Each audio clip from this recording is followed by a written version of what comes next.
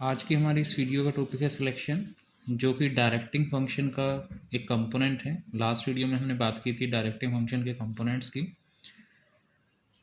जिसमें हम रिक्रूटमेंट की बात कर चुके थे। आज हम बात करेंगे इस वीडियो में सिलेक्शन के बारे में।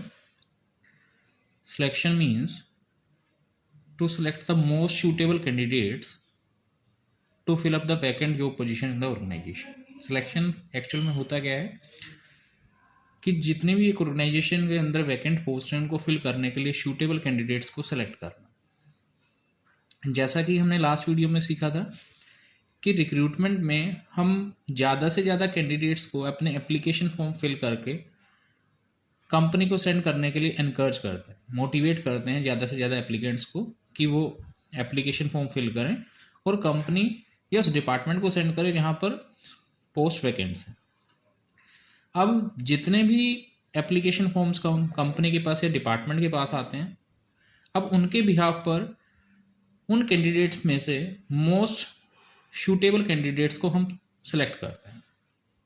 और सिलेक्शन का एक सिस्टम होता है, different types of test conduct कराए जाते हैं, इंटरव्यू लिए जाते हैं।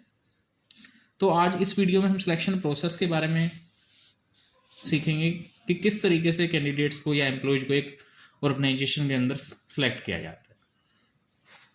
कई बार एग्जाम में क्वेश्चन पूछा जाता है कि selection is a positive process और नेगेटिव प्रोसेस। सिलेक्शन एक नेगेटिव प्रोसेस होती है। क्यों? क्योंकि सिलेक्शन में जितने भी एप्लीकेंट्स होते हैं या जितने भी एप्लीकेशन फॉर्म हमारे पास आते हैं, उनमें से मोस्ट ऑफ द एप्लीकेशंस किसी ना किसी स्टेज पर जाकर रिजेक्ट हो जाते हैं। यानी कि जो सिलेक्शन है वो कुछ ही कैंडिडेट्स का हो पाता है। दैट्स वाई सिलेक्शन को हम एक नेगेटिव प्रोसेस बोल देते हैं, जबकि रिक्रूटमेंट एक पॉजिटिव प्रोसेस होता है। सिलेक्शन प्रोसेस की स्टेप्स की बात करें तो सिलेक्शन करने का सिस्टम क्या होता है? फर्स्ट स्टेप है प्रीलिमिनरी स्क्रीनिंग। यानी कि सबसे पहले क्या किया जाता है, जितने भी एप्लीकेशन फॉर्म डिपार्टमेंट के पास आए होते हैं उनकी प्रीलिमिनरी स्क्रीनिंग की जाती है। मीन्स उन डॉक्यूमेंट्स को चेक, उन एप्लीकेशंस को चेक किया जाता है कि किस कैंडिडेट का एप्लीकेशन फॉर्म जो है कंप्लीटली और सही मैनर्स में फिल किया गया है। अगर कैंडिडेट का एप्लीकेशन फॉर्म एग्जैक्ट वे में फिल नहीं किया गया है तो उसके एप्लीकेशन को वहीं रिजेक्ट कर दिया जाता है।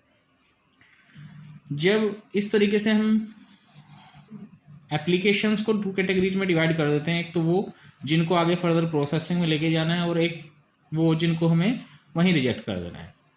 सेकंड स्टेज पर हम क्या करते हैं, different types of selection test conduct कराते हैं। यानी कि जिन एप्लीकेंट्स ने एप्लीकेशन फॉर्म अच्छे से फिल किया है, अपने डिटेल्स अच्छे से फिल की हैं, जो भी टर्म एंड कंडीशंस थी रिक्रूटमेंट की, वो उस क्राइटेरिया को अगर फुलफिल करता है तो नेक्स्ट स्टेप में उसको ले जाया जाता है, जो कि है सिलेक्शन टेस्ट। सिलेक्शन टेस्ट में हम different types of test conduct कराते हैं, जैसे कि इंटेलिजेंस टेस्ट। ये कैंडिडेट की के आईक्यू लेवल या उसके माइंडसेट को चेक करने के लिए किया जाता है कि एक पर्सन के अंदर आईक्यू लेवल कितना है, वो किस सिचुएशन को किस तरीके से हैंडल करता है, किस तरीके से सोचता है। Next aptitude test. Aptitude test का मेन मोटिव ये जानना होता है कि एक कैंडिडेट जो है नई चीज़ों को कितनी ईजिली सीख लेता है या कितनी उसके अंदर विलिंग है नई चीज़ों को सीखने की। नेक्स्ट है पर्सनैलिटी टेस्ट। पर्सनैलिटी टेस्ट में हम किसी भी कैंडिडेट के बिहेव, उसकी इंटेलिजेंस, उसके पॉजिटिव और नेगेटिव बिहेव को हम जज करते हैं कि किसी पर्टिकुलर सिचुएशन में पर्सन का बिहेव कैसा होगा या वो किस तरीके से रिएक्ट करेगा किसी पर्टिकुलर सिचुएशन।